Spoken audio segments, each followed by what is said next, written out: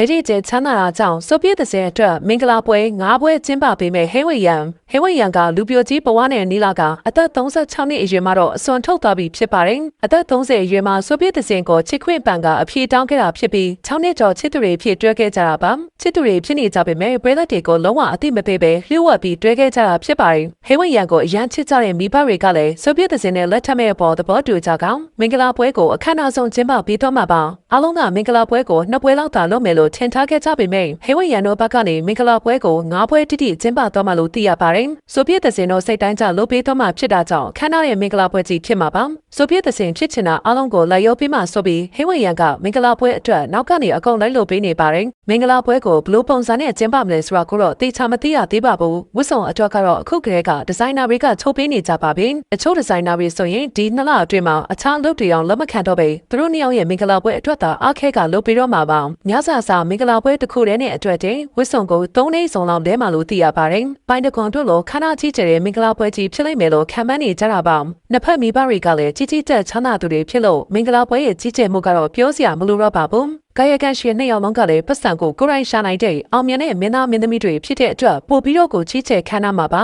။သူတို့တွေကလည်းတက်နိုင်တယ်လို့လုပ်ငန်းရှင်တွေကလည်းသူတို့နှစ်ယောက်ရဲ့မင်္ဂလာပွဲကိုစပွန်ဆာတွေပေးကြအောင်မှာဖြစ်ပါတယ်။ဟိဝိယန်တို့မင်္ဂလာပွဲကဘယ်လောက်ထိခံရမယ်လို့ထင်ပါတယ်ရှင်